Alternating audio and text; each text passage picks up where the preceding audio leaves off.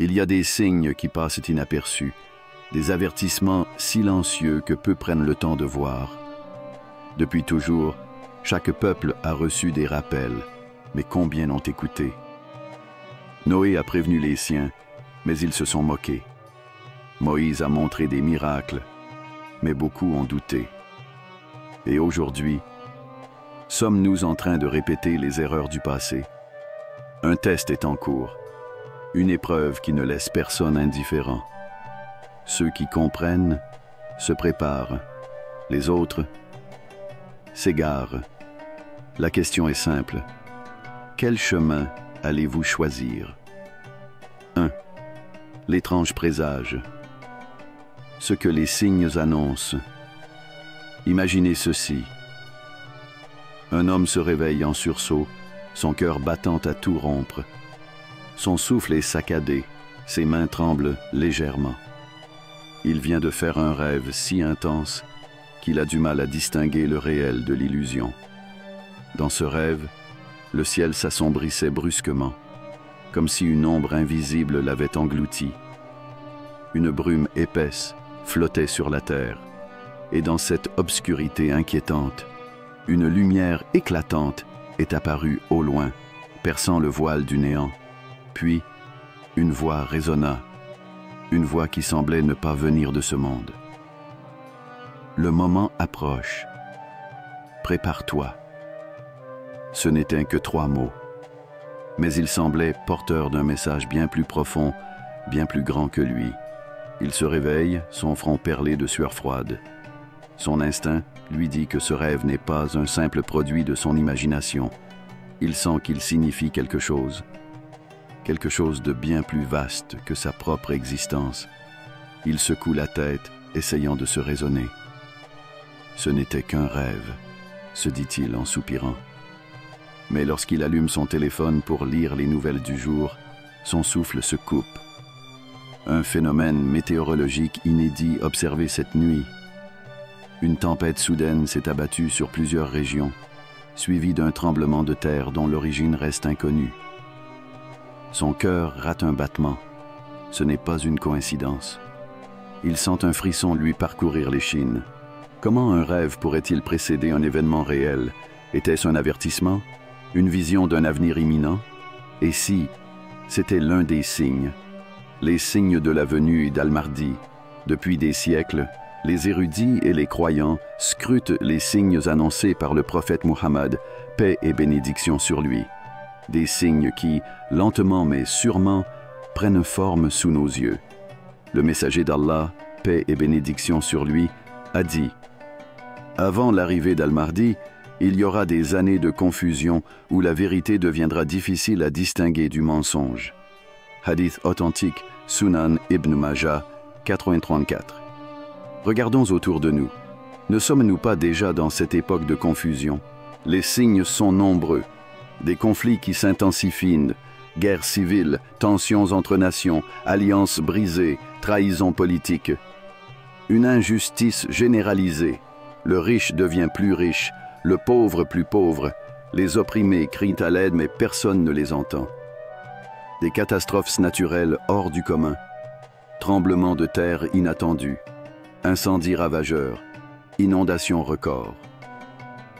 L'apparition d'un mystérieux présage dans le ciel. Éclipses inhabituelles. Comètes surgissant de nulle part. Anomalies inexpliquées. Et pourtant, la majorité continue à fermer les yeux. Tout cela était prédit. Mais, trop souvent, nous regardons sans voir. Ressentez-vous ce pressentiment? Avez-vous déjà éprouvé ce frisson inexplicable? Comme si quelque chose d'immense était sur le point d'arriver. Peut-être avez-vous fait un rêve troublant. Peut-être avez-vous ressenti un changement dans l'air sans pouvoir l'expliquer. Peut-être avez-vous observé un événement étrange qui semblait être un avertissement silencieux. Certains ignorent ces sensations. D'autres comprennent qu'il ne faut pas les négliger. Allah nous envoie toujours des signes avant les grands bouleversements. Mais sommes-nous prêts à les voir? Certes, nous leur montrerons nos signes dans l'univers et en eux-mêmes, jusqu'à ce qu'il leur devienne évident que c'est la vérité. Coran 41, 43. Le moment approche. Êtes-vous prêts? 2. L'histoire d'un peuple qui a ignoré les signes. Il y a très longtemps, bien avant notre époque, un peuple prospère vivait dans une terre fertile. Ils avaient tout ce dont ils pouvaient rêver. Des maisons solides, des récoltes abondantes, des richesses en or et en argent. Ils vivaient dans l'insouciance, convaincus que leur prospérité durerait pour toujours. Mais peu à peu, leurs cœurs se sont endurcis. Ils ont oublié celui qui leur avait donné ces bénédictions. Ils se sont éloignés de la justice. Ils ont méprisé les faibles et oppressé les innocents. Leur orgueil a grandi au point qu'ils se sont crus invincibles. C'est alors que les premiers avertissements sont apparus. Les signes qu'ils ont refusé d'écouter. Un jour, un événement étrange s'est produit. Une étoile filante gigantesque a traversé le ciel. Un éclair a frappé sans qu'aucun nuage ne soit visible. Une mer qui, d'ordinaire paisible, a commencé à rugir sans raison. Les sages du peuple ont observé ces signes et ont murmuré entre eux « Ceci est un avertissement.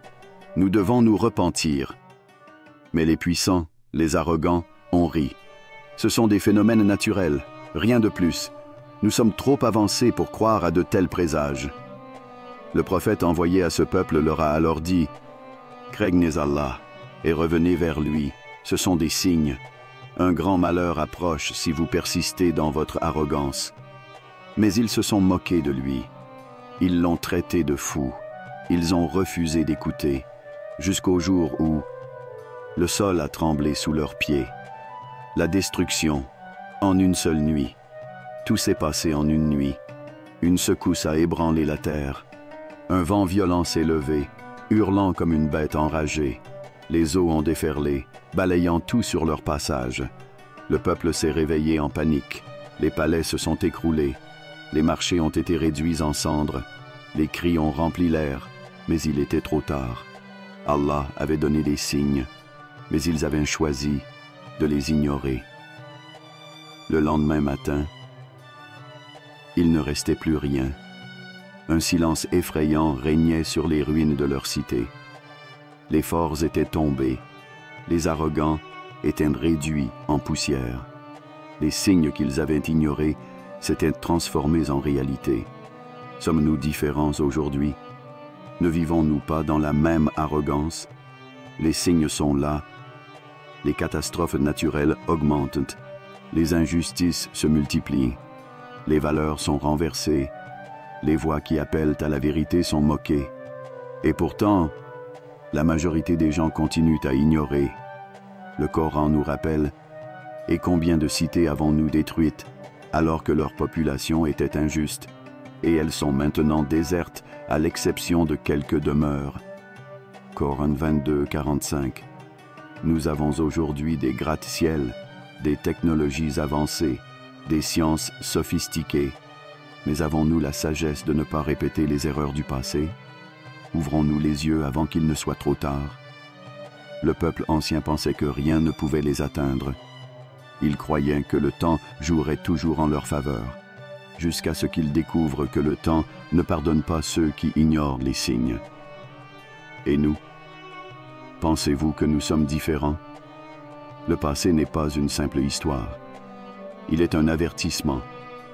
Mais encore faut-il l'écouter. 3.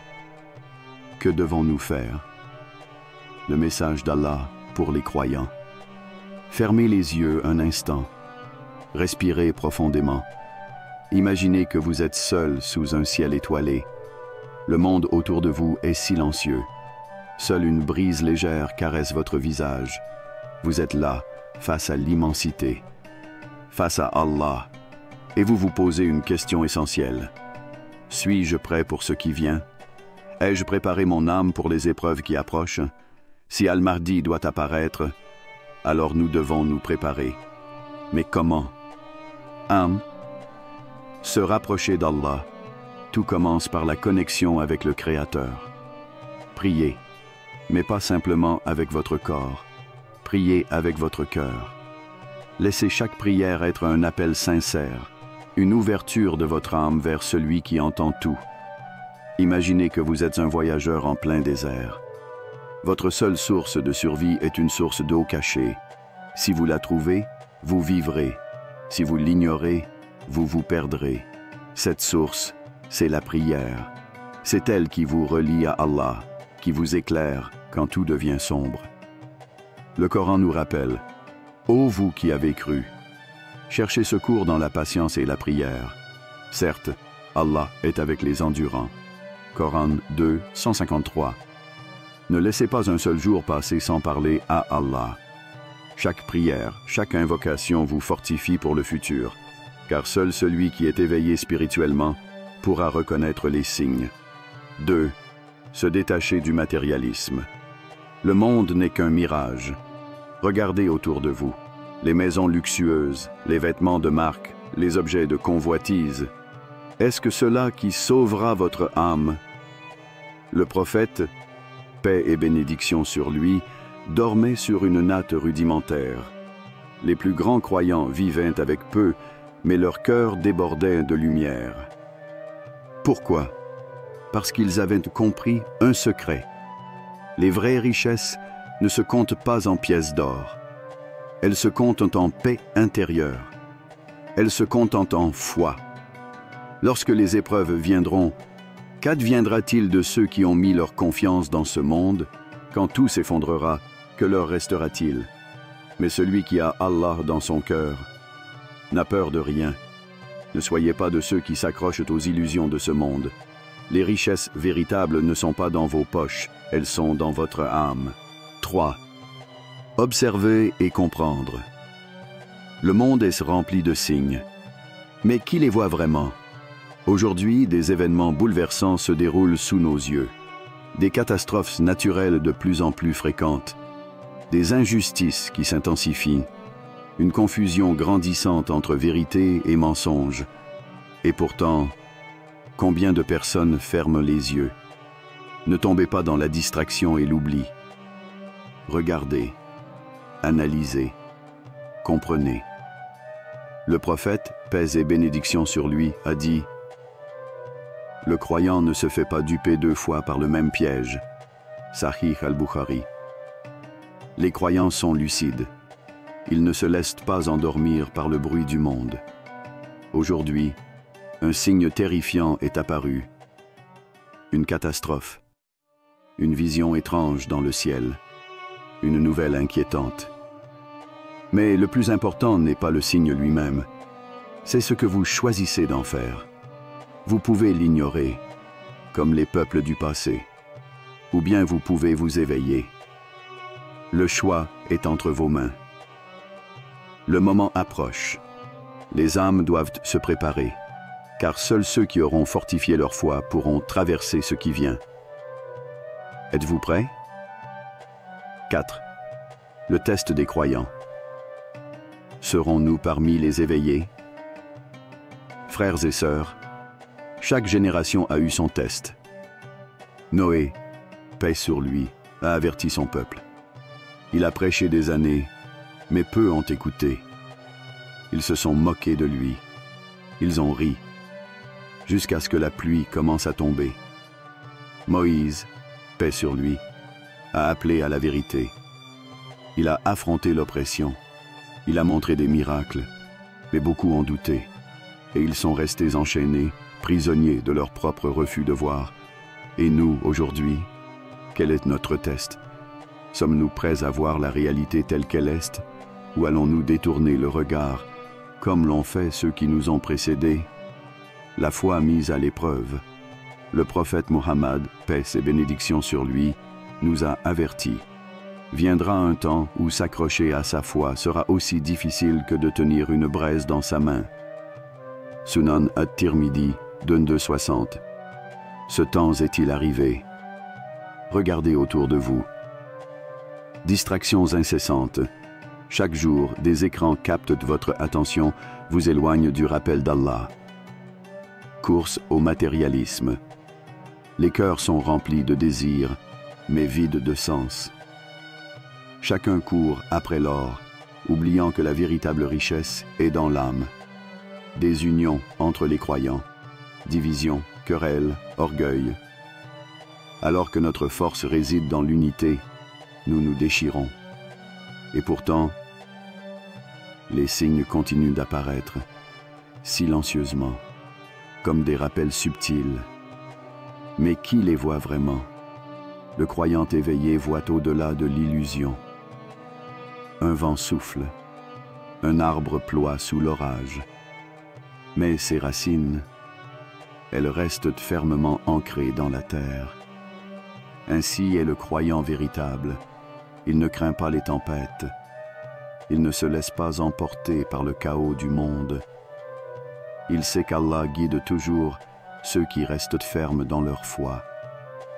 Le Coran nous enseigne, certes, Allah ne change pas l'état d'un peuple tant qu'il ne change pas ce qui est en eux-mêmes. Coran 13, 11. Alors, que choisirez-vous? Être parmi ceux qui se détournent en disant « ce ne sont que des coïncidences ». Tout ceci n'a pas de sens. Pourquoi s'inquiéter? Ou être parmi ceux qui se lèvent, qui se purifient, qui se préparent au destin qu'Allah leur a réservé? Le test est en cours. Le choix est entre nos mains. Regarder et comprendre. Ou fermer les yeux et se perdre. Mais un jour, le test prendra fin. Et ce jour-là, il sera trop tard pour se réveiller. Et vous, voyez-vous les signes? Le monde change sous nos yeux. Les signes sont là, mais seule une minorité les perçoit. Le prophète Muhammad, paix et bénédiction sur lui, nous a mis en garde. Viendra un temps où s'accrocher à sa foi sera aussi difficile que de tenir une braise dans sa main. Ce temps est-il arrivé? Sommes-nous prêts à tenir cette braise, coûte que coûte? Les épreuves ne sont pas une punition. Elles sont un tri. Elles révèlent les cœurs sincères et séparent les âmes endormies de celles qui veillent. Le test continue. Le temps passe. Et bientôt, chacun sera face à son propre choix. Ne laissez pas ce moment vous échapper. Voyez-vous les signes?